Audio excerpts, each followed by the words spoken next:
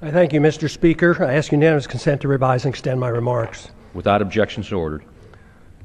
Mr. Speaker, this may be the last time I speak on the House floor. At the end of the year, I'll leave Congress after 23 years in office over a 36-year period.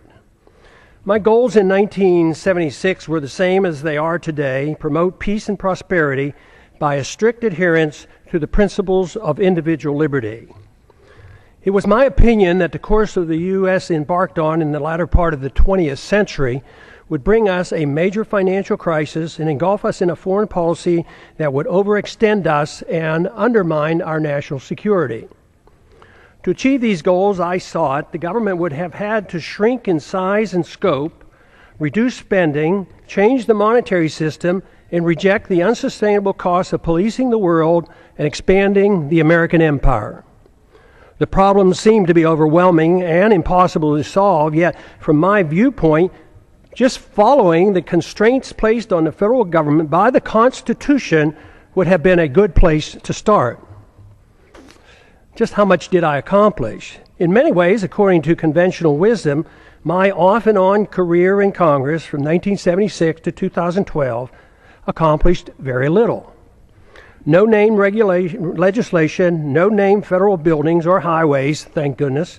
In spite of my efforts, the government has grown exponentially, taxes remain excessive, and the prolific increase of incomprehensible regulations continues. Wars are constant and pursued without congressional declaration. Deficits rise to the sky.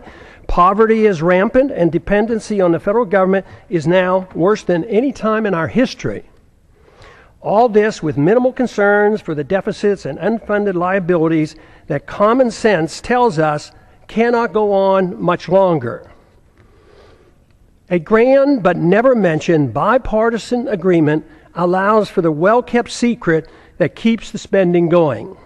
One side doesn't give up 1 penny on military spending, the other side doesn't give up 1 penny on welfare spending, while both sides support the bailouts and the subsidies for the banking and the corporate elite. And the spending continues as the economy weakens and the downward spiral continues. As the government continues fiddling around, our liberties and our wealth burn in the flames of a foreign policy that makes us less safe. The major stumbling block to real change in Washington is the total resistance to admitting that the country is broke.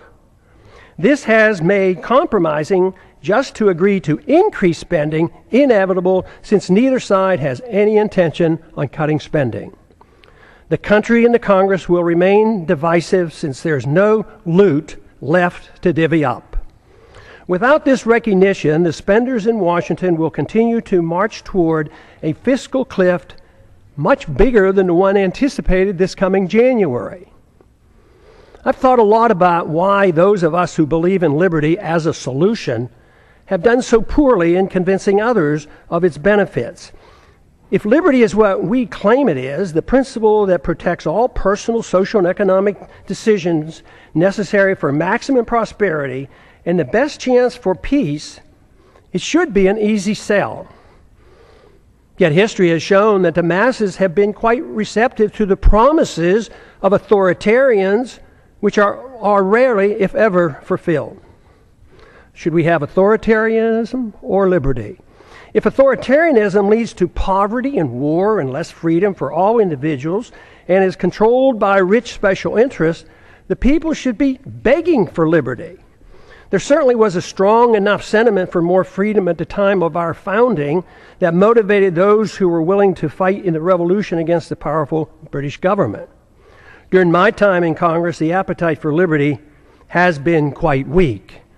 The understanding of its significance negligible. Yet the good news is that compared to 1976, when I first came to Congress, the desire for more freedom and less government in 2012 is much greater and growing, especially in grassroots America. Tens of thousands of teenagers and college-age students are, with great enthusiasm, welcoming the message of liberty. I have a few thoughts as to why the people of a country like ours, once the freest and most prosperous, allowed the conditions to deteriorate to the degree that they have. Freedom, private property, and enforceable voluntary contracts generate wealth. In our early history, we were very much aware of this. But in the early part of the 20th century, our politicians promoted the notion that the tax and monetary system had to change. If we were to involve ourselves in excessive domestic and military spending, that is why Congress gave us the Federal Reserve and the income tax.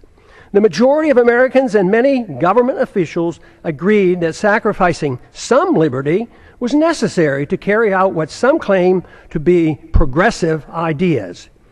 Pure democracy became acceptable.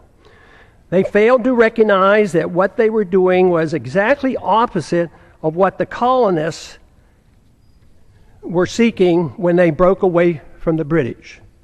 Some complain that my arguments make no sense, since great wealth and the standard of living improved for many Americans over the last 100 years, even with these new policies. But the damage to the market economy and the currency has been insidious and steady. It took a long time to consume our wealth, destroy the currency, and undermine productivity, and get our financial obligations to a point of no return. Confidence sometimes lasts longer than deserved. Most of our wealth today depends on debt.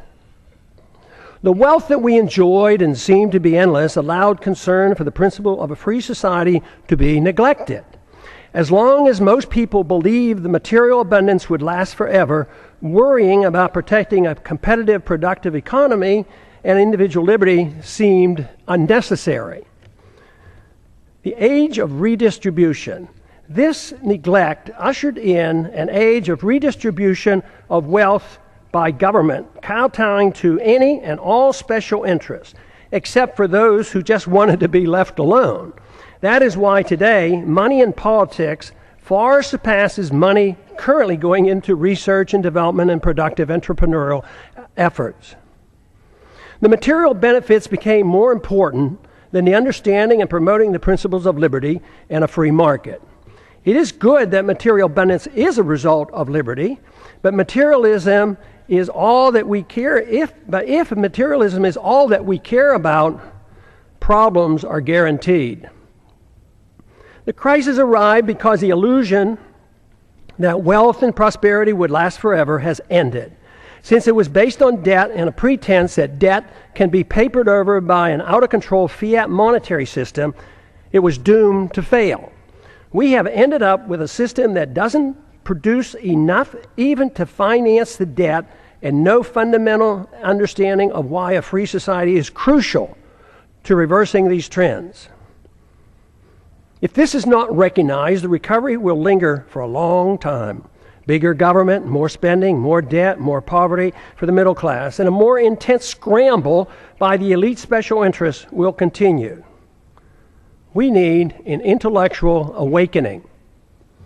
Without an intellectual awakening, the turning point will be driven by economic law.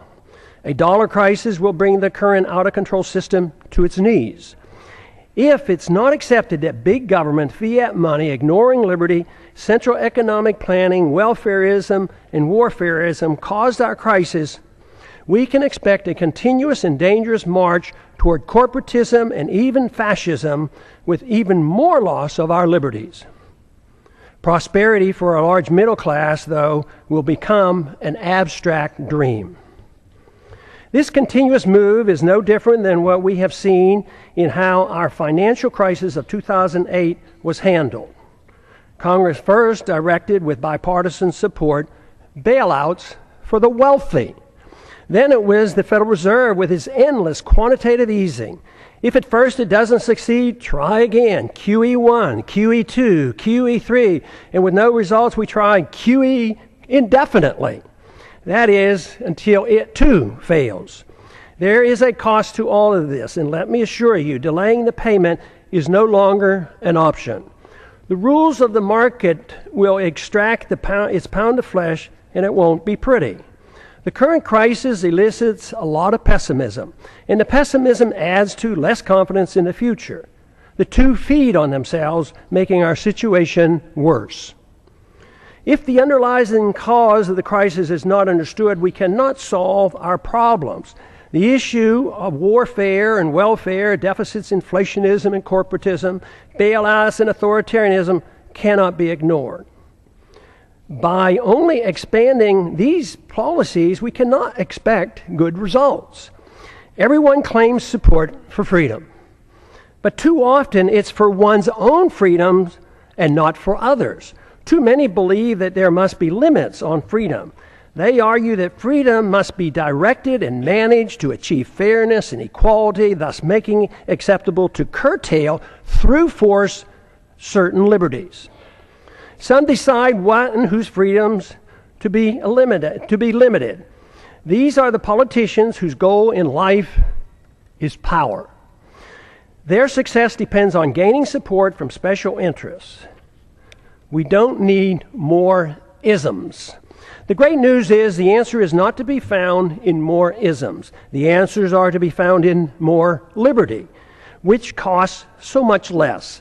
Under these circumstances, spending goes down, wealth production goes up, and the quality of life improves. Just this recognition, especially if we move in this direction, increases optimism, which in itself is beneficial. The follow-through with sound policies are required, which must be understood and supported by the people. But there is good evidence that the generation coming of age at the present time is supportive of moving in the direction of more liberty and self-reliance. The more this change in direction and the solutions become known, the quicker will be our return to optimism.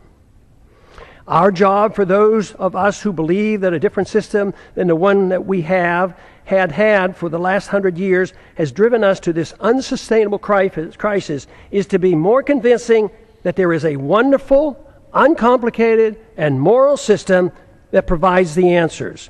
We had a taste of it in our early history. We need not give up on the notion of advancing this cause. It worked, but we allowed our leaders to concentrate on the material abundance that freedom generates while ignoring freedom itself. Now we have neither, but the door is open out of necessity for an answer. The answer available is based on the Constitution, individual liberty, in prohibiting the use of government force to provide privileges and benefits to all special interests.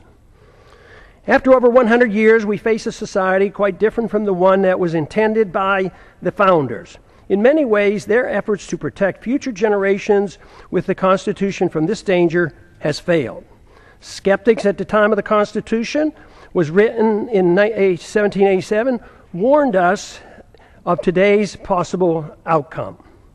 The insidious nature of the erosion of our liberties and the reassurance our great abundance gave us allowed the process to evolve into a dangerous period in which we now live. Dependency on government largesse. Today, we face a dependency on government largesse for almost every need. Our liberties are restricted and government operates outside the rule of law, protecting and rewarding those who buy or coerce government into satisfying their demands. Here are a few examples. Undeclared wars are commonplace. Welfare for the rich and poor is considered an entitlement. The economy is overregulated, overtaxed, and grossly distorted by a deeply flawed monetary system. Debt is growing exponentially. The Patriot Act and FISA legislation passed without much debate have resulted in a steady erosion of our Fourth Amendment rights. Tragically, our government engages in preemptive war, otherwise known as aggression, with no complaints from the American people. The drone warfare we are pursuing worldwide is destined to end badly for us as the hatred builds, for innocent lives lost and the international laws flaunted. Once we are financially weakened and militarily challenged, there will be a lot of resentment thrown our way. It's now the law of the land that the military can arrest American citizens, hold them indefinitely without charges or a trial. Rampant hostility toward free trade is supported by a large number in Washington. Supporters of sanctions, currency manipulation, and WTO trade retaliation call the true free traders isolationists. Sanctions are used to punish countries that don't follow our orders. Bailouts and guarantees of all kinds of misbehavior are routine. Central economic planning through monetary policy, regulations, and legislative mandates has been acceptable policy. I have a few questions. Excessive government has created such a mess, it prompts many questions. Why are sick people who use medical marijuana put in prison? Why does the federal government restrict the drinking of raw milk? Why can't American manufacturers rope and other products from hemp?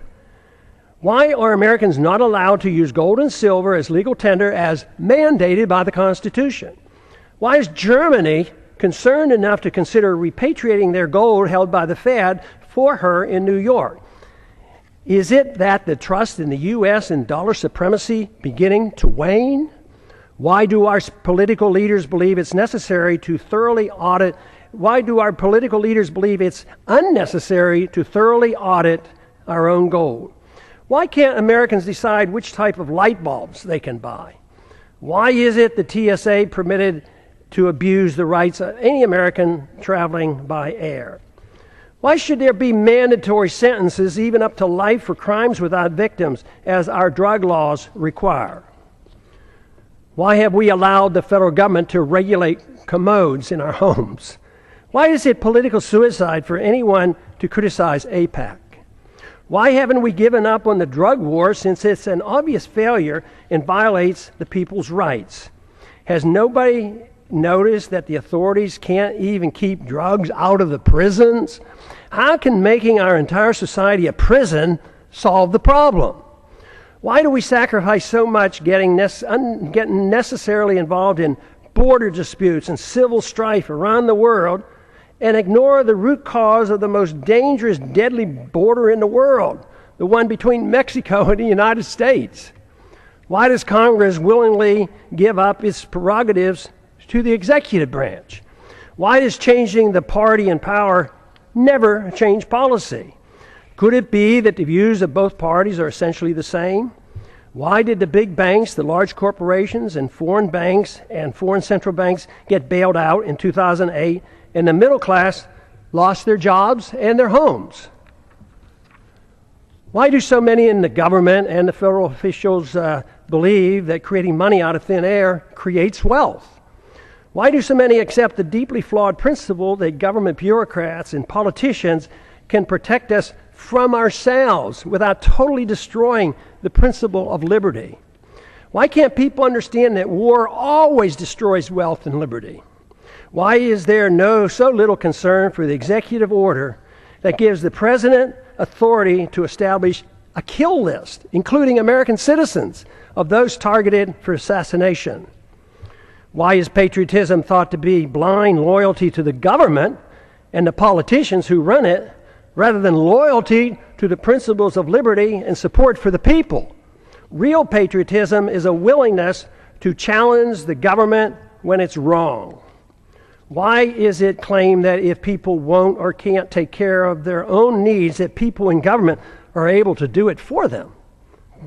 Why did we ever give the government a safe haven for initiating violence against the people? Why do so many members defend free markets but not civil liberties? Why do so many members defend civil liberties but not free markets? Aren't they the same? Why don't more defend both economic liberty and personal liberty? Why are there not more individuals who seek to intellectually influence others to bring about positive changes, those who seek changes, than those who seek power to force others to obey their commands? Why does the use of religion to support a social gospel and preemptive wars, both of which require authoritarians to use violence or the threat of violence, go unchallenged? Aggression and forced redistribution of wealth has nothing to do with the teachings of the world's great religions. Why do we allow the government and the Federal Reserve to disseminate false information dealing with both economic and foreign policy? Why is democracy held in such high esteem when it's the enemy of the minority and makes all rights relative to the dictates of the majority? Why should anyone be surprised that Congress has no credibility since there's such a disconnect between what politicians say and what they do? Is there any explanation for all the deception, the unhappiness, the fear of the future, the loss of confidence in our leaders, the distrust and the anger and frustration? Yes, there is. And there's a way to reverse these attitudes. The negative perceptions are logical and a consequence of bad policies bringing about our problems. Identification of the problems and recognizing the cause allow the proper changes to come easily. We should have more trust in ourselves, less in the government. Too many people have far too long placed too much confidence and trust in government and not enough in themselves. Fortunately, many are now becoming aware of the seriousness of the gross mistakes of the past several decades. The blame is shared by both political parties. Many Americans now are demanding to hear the plain truth of things and want the demagoguing to stop. Without this first step, solutions are impossible. Seeking the truth and finding the answers in liberty and self-reliance promotes the optimism necessary for restoring prosperity. The task is not that difficult if politics doesn't get in the way. We have allowed ourselves to get into such a mess for various reasons. Politicians deceive themselves as to how wealth is produced. Excessive confidence is placed in the judgment of politicians and bureaucrats. This replaces the confidence in a free society.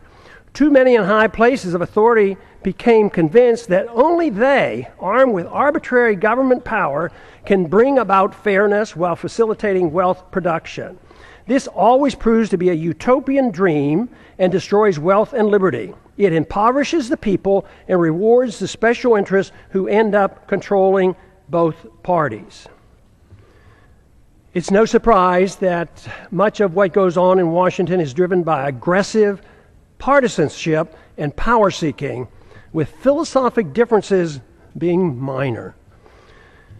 Economic ignorance is commonplace. Keynesianism continues to thrive, although today it is facing healthy, enthusiastic rebuttals. Believers in military Keynesianism and domestic Keynesianism continue to desperately promote their failed policy as the economy languishes in a deep slumber. Supporters of all government edicts use humanitarian arguments to justify them. Humanitarian arguments are always used to justify government mandates related to the economy, monetary policy, foreign policy, and personal liberty. This is on purpose to make it more difficult to challenge. But initiating violence for humanitarian reasons is still violence. Good intentions are no excuse and are just as harmful as when the people use and force with bad intentions. The results are always negative. The immoral use of force is the source of man's political problems. Sadly, many religious groups, secular organizations, and psychopathic authoritarians endorse government-initiated force to change the world. Even when the desired goals are well-intentioned, or especially when they're well-intentioned, the results are dismal. The good results sought never materialize. The new problems created require even more government force as a solution. The net result is institutionalizing government-initiated violence and morally justifying it on humanitarian grounds. This is the same fundamental reason our government uses force for invading other countries at will, central economic planning at home, and the regulation of personal liberty and habits of our citizens. It is rather strange that unless one has a criminal mind and no respect for other people and their property, no one claims it's permissible to go into one's neighbor's house and tell them how to behave, what they can eat, smoke, and drink, or how to spend their money. Yet, rarely is it asked why is it morally acceptable that a stranger with a badge and a gun can do the same thing in the name of law and order. Any resistance is met with brute force, fines, taxes, arrests, and even imprisonment. This is done more frequently every day without a search warrant. No government monopoly over initiating violence is what we need. Restraining aggressive behavior is one thing, but legalizing a government monopoly for initiating aggression can only lead to exhausting liberty associated with chaos, anger, and the breakdown of civil society. Permitting such authority and expecting a saintly behavior from the bureaucrats and the politicians is a pipe dream. We now have a standing army of armed bureaucrats in the TSA, CIA, FBI, Fish and Wildlife, FEMA, IRS, Corps of Engineers, etc., numbering over 100,000. Citizens are guilty until proven innocent in the unconstitutional administrative courts. Government in a free society should have no authority to meddle in the social activities or the economic transactions of individuals, nor should government meddle in the affairs of other nations. All things peaceful, even when controversial, should be permitted. We must reject the notion of prior restraint in economic activity, just as we do in the area of free speech and religious liberty. But even in these areas, government is starting to use a backdoor approach of political correctness to regulate speech, a very dangerous trend. Since 9/11, monitoring speech on the internet is now a problem since warrants are no longer required. The proliferation of federal crimes. The Constitution established 4 federal crimes. Today, the experts can't even agree on how many federal crimes are now on the books. They number into the thousands. No one person can comprehend the enormity of the legal system, especially the tax code. Due to the ill-advised drug wars and the endless federal expansion of the criminal code, we have over 6 million people under correctional suspension, more than the Soviets ever had and more than any other nation today, including China. I don't understand the complacency of the Congress and the willingness to continue their obsession with passing more federal laws. Mandatory sentencing laws associated with drug laws have compounded our prison problems. The Federal Register is now 75,000 pages long and the tax code 72,000 pages and expands every year. When will the people start shouting, enough is enough, and demand Congress to cease and desist? What we should be doing is achieving liberty. Liberty can only be achieved when government is denied the aggressive use of force. If one seeks liberty, a precise type of government is needed. To achieve it, more than lip service is required. There are 2 choices available. 1, a government designed to protect liberty is a natural right as its sole objective. The people are expected to care for themselves and reject the use of any force for interfering with another person's liberty. Government is given a strictly limited authority to enforce contracts, property ownerships, settles disputes, and defend against foreign aggression. Number 2, a government that pretends to protect liberty but is granted power to arbitrarily use force over the people and foreign nations. Though the grant of power many times is meant to be small and limited, it inevitably metastasizes into an omnipotent political cancer. This is the problem for which the world has suffered throughout the ages. Though meant to be limited, it nevertheless is a 100% sacrifice of the principle that would-be tyrants find irresistible. It is used vigorously, though incrementally and insidiously. Granting power to government officials always proves the adage that power corrupts. Once government gets a limited concession for the use of force to mold people's habits and plan the economy, it causes a steady erosion and a steady move toward tyrannical government. Only a revolutionary spirit can reverse the process and deny the government this arbitrary use of aggression. There is no in-between. Sacrificing a little liberty for imaginary safety always ends badly. Today's mess is a result of Americans accepting option number 2, even though the founders attempted to give us option number 1. The results are not good. As our liberties have been eroded, our wealth has been consumed. The wealth we see today is based on debt and a foolish willingness on the part of foreigners to take our dollars for goods and services. Then they loan them back to us to perpetuate our debt system. It's amazing that it has worked for this long, but the impasse in Washington in solving our problems indicate that many are starting to understand the seriousness of this worldwide debt crisis and the dangers we face. The longer this process continues, the harsher the outcome will be. The financial crisis is actually a moral crisis. Many are acknowledging that a financial crisis looms, but few understand it's in reality a moral crisis. It's the moral crisis that has allowed our liberties to be undermined and permits the exponential growth of illegal government power. Without a clear understanding of the nature of the crisis, it will be difficult to prevent a steady march toward tyranny and the poverty that will accompany it. Ultimately, the people have to decide which form of government they want, option number 1 or option number 2. There is no other choice. Claiming there is a choice of a little tyranny is like describing pregnancy as a touch of pregnancy. It is a myth to believe that a mixture of free markets and government central economic planning is a worthy compromise.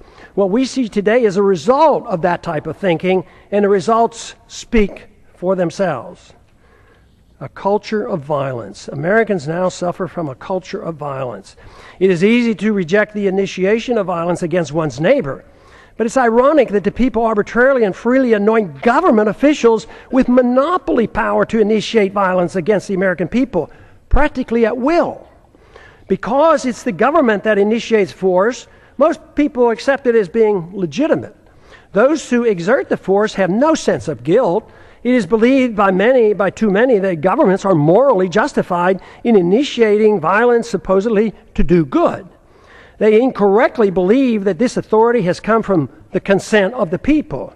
The minority, or victims of government violence, never consented to suffer the abuse of government mandates, even when dictated by the majority.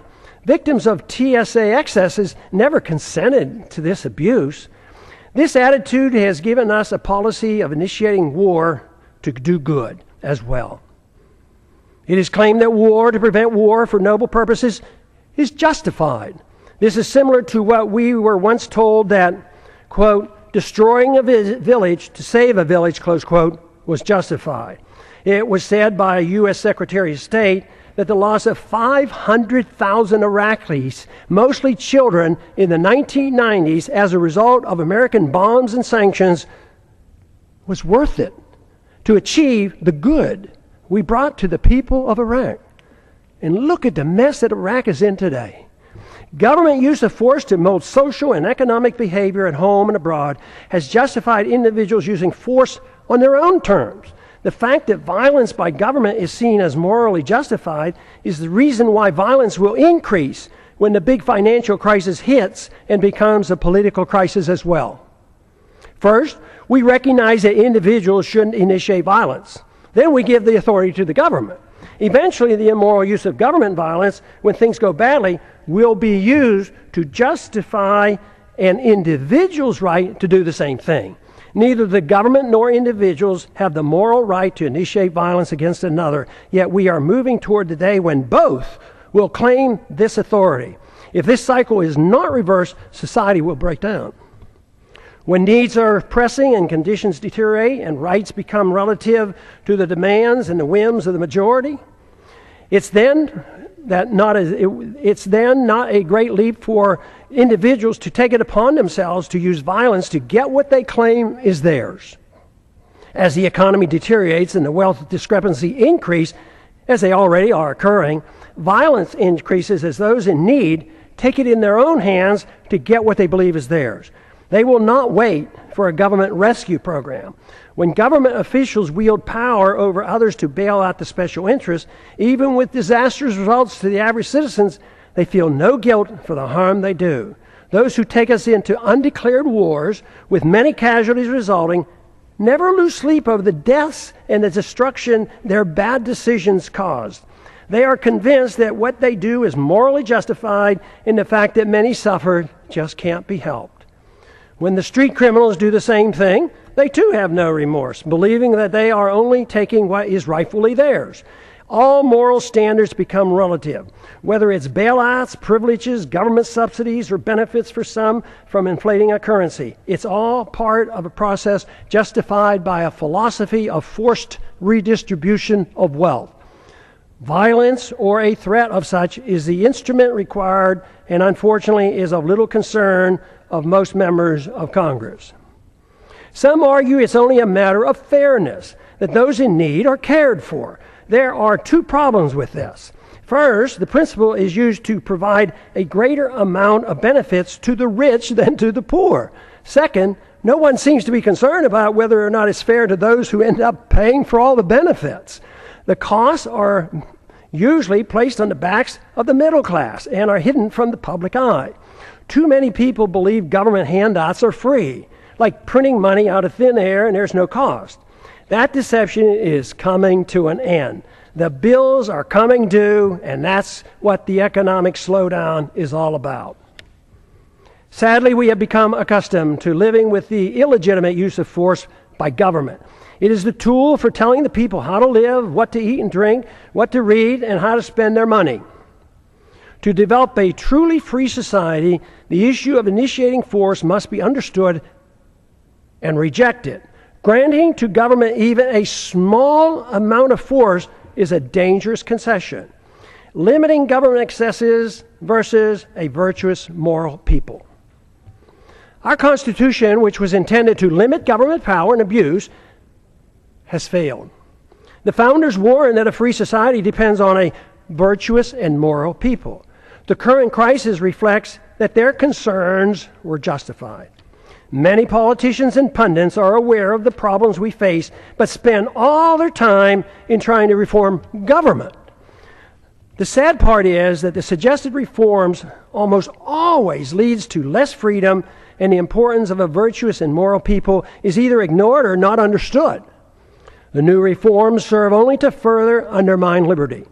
The compounding effect has given us the steady erosion of liberty and the massive expansion of debt. The real question is, if it is liberty we seek, should most of the emphasis be placed on government, reform, or trying to understand what a virtuous and moral people means and how to promote it? The Constitution has not prevented the people from demanding handouts for both rich and poor in their efforts to reform the government, while ignoring the principles of a free society. All branches of our government today are controlled by individuals who use their power to undermine liberty and enhance the welfare, warfare state, and frequently their own wealth and power. If the people are unhappy with the government performance, it must be recognized that government is merely a reflection of an immoral society that rejected a moral government of constitutional limits on power and love of freedom. If this is the problem, all the tinkering with thousands of pages of new laws and regulations will do nothing to solve the problem. It is self-evident that our freedoms have been severely limited, and the apparent prosperity we still have is nothing more than leftover wealth from a previous time. This fictitious wealth based on debt and benefits from a false trust in our currency and credit will play havoc with our society when the bills come due. This means that the full consequence of our lost liberties is yet to be felt. But that illusion is now ending. Reversing a downward spiral depends on accepting a new approach. Expect the rapidly expanding homeschooling movement to play a significant role in the revolutionary reforms needed to rebuild a free society with constitutional protections. We cannot expect a federal government-controlled school system to provide the intellectual ammunition to combat the dangerous growth of government that threatens our liberties. The internet will provide the alternative to the government media complex that controls the news and most political propaganda. This is why it's essential that the internet remains free of government regulation. Many of our religious institutions and secular organizations support greater dependency on the state by supporting war, welfare, and corporatism, and ignore the need for a virtuous people. I never believed that the world or our country could be made more free by politicians if the people had no desire for freedom. Under the current circumstances, the most we can hope to achieve in the political process is to use it as a podium to reach the people, to alert them of the nature of the crisis and the importance of their need to assume responsibility for themselves. If it is liberty that they truly seek, without this, a constitutionally protected free society is impossible. If this is true, our individual goal in life ought to be for us to seek virtue and excellence and recognize that self-esteem and happiness only comes from using one's natural ability in the most productive manner possible, according to one's own talents. Productivity and creativity are the true source of personal satisfaction. Freedom and not dependency provides the environment needed to achieve these goals. Government cannot do this for us. It only gets in the way. When the government gets involved, the goal becomes a bailout or a subsidy, and these cannot provide a sense of personal achievement. Achieving legislative power and political influence should not be our goal. Most of the change, if it is to come, will not come from the politicians, but rather from individuals, family, friends, intellectual leaders, and our religious institutions. The solution can only come from rejecting the use of coercion, compulsion, government commands, and aggressive force to mold social and economic behavior.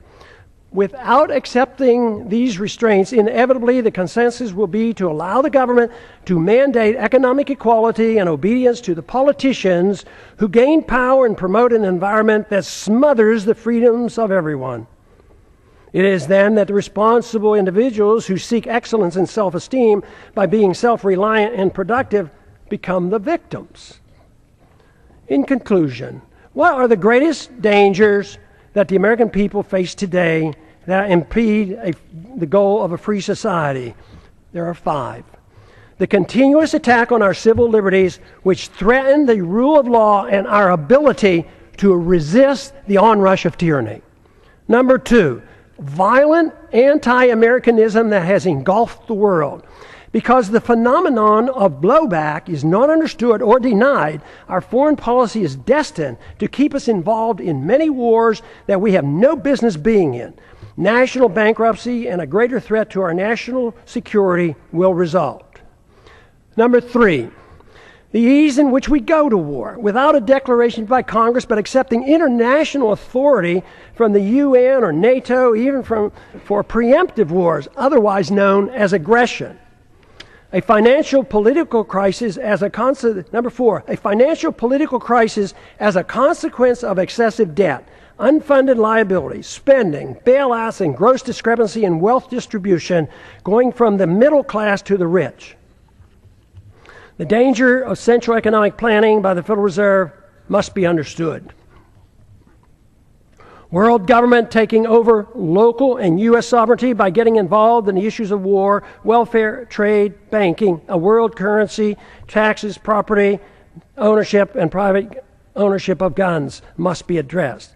Happily, there's an answer for these very dangerous trends. What a wonderful world it would be if everyone accepted the simple moral premise of rejecting all acts of aggression. The retort to such a suggestion is always, it's too simplistic, too idealistic, impractical, naive, utopian, dangerous, and unrealistic to strive for such an ideal. The answer to that is that for thousands of years, the acceptance of government force to rule over the people at the sacrifice of liberty was considered moral and the only available option for achieving peace and prosperity. What could be more utopian than that myth? Considering the results, especially looking at the state-sponsored killing by nearly every government during the 20th century, estimated to be in the hundreds of millions of people, it's time to reconsider this grant of authority to the state. No good has ever come from granting monopoly power to the state to use aggression against the people to arbitrarily mold human behavior. Such power, when left unchecked, becomes the seed of an ugly tyranny. This method of governance has been adequately tested, and the results are in. The reality dictates we try liberty. The idealism of non-aggression and rejecting the offensive use of force should be tried. The idealism of government-sanctioned violence has been abused throughout history and is the primary source of poverty and war. The theory of a society being based on individual freedom has been around for a long time. It's time to take a bold step and actually permit it by advancing this cause rather than taking a step backwards as some would like us to do today. Today, the principles of habeas corpus, established when King John signed the Magna Carta in 1215, is under attack in our own government. There's every reason to believe that a renewed effort with the use of the internet, that we can instead advance the cause of liberty by spreading an uncensored message that will serve to rein in government authority and challenge the obsession with war and welfare. What I'm talking about is a system of government guided by the moral principles of peace and tolerance. The founders were convinced that a free society could not exist without a moral people. Just writing rules won't work if the people choose to ignore them. Today, the rule of law written in the Constitution has little meaning for most Americans, especially those who work in Washington, D.C. Benjamin Franklin claimed, quote, "Only a virtuous people are capable of freedom." John Adams concurred, quote, "Our Constitution was made for a moral and religious people. It is wholly inadequate for the government of any other." A moral people must reject all violence in an effort to mold people's beliefs or habits.